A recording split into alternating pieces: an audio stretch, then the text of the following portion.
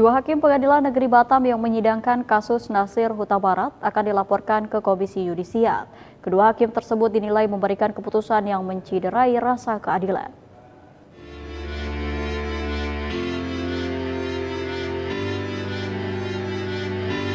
Vonis bebas atas Roma Nasir Huta Barat berujung pelaporan hakim ke Komisi Yudisial oleh pihak yang merasa dirugikan.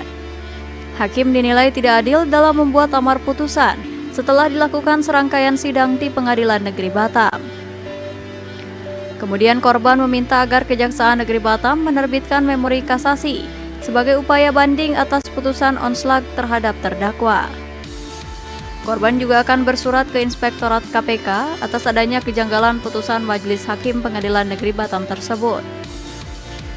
Terakhir, korban meminta kepada Pengadilan Negeri Batam agar mengeksaminasi putusan hakim tersebut dan meminta dua majelis hakim untuk dimoratorium agar tidak terjadi lagi putusan yang sama dalam kasus serupa di kemudian hari.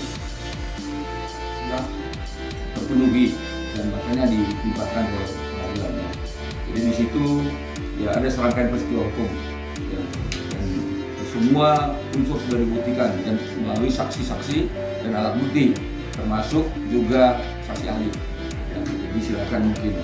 Dan di sini sudah disampaikan bagaimana majelis hakim tadi bersidang yang kemarin ya, dengan tuntutannya semua 1 tahun dikatakan jadi konselah. Dan juga ganti rugi tadi itu yang disampaikan ya. Jadi di sini jelas ya bagi kami bahwa ada hal hakam yang dilanggar melalui di luar kewenangan majelis hakim melalui pakem Mahkamah Agung.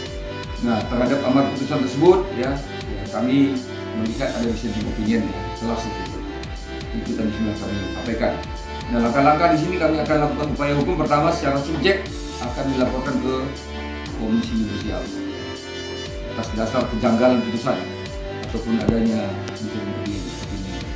Itu yang pertama. Yang kedua, ya kami bermohon ke Kejaksaan Negeri Batam untuk menerbitkan memori kasasi.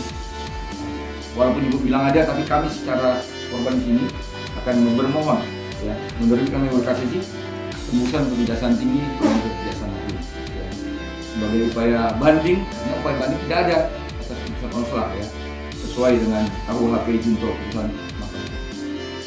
Sementara juru bicara Pengadilan Negeri Batam, Weli Andrianto, mengaku tidak bisa berkomentar terkait dengan dugaan kejanggalan atas amar putusan majelis hakim kemarin.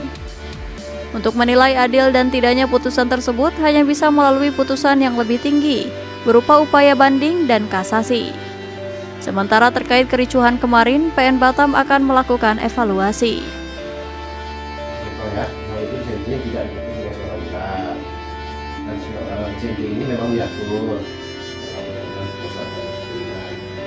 Kemudian pertanyaan yang bersifat dan juga beranda-anda yang menduga, kami tidak bisa berkomentar. Karena yang bisa menilai adil tidak adil, benar tidak benarnya satu putusan harus melalui putusan juga, yakni putusan pengadilan yang lebih tinggi berbanding. Tapi kami tidak bisa menilai benar tidak benar, adil tidak adil suatu putusan. Nah, begitu. Kemudian tentang keluhan-keluhan Bapak Ibu ini seperti 372, 373 di moratorium yang dikasih kepada hakim yang mengadili 2 orang kemarin, keadaan pulang persidangan yang rusuh tidak ditindak dengan tegas.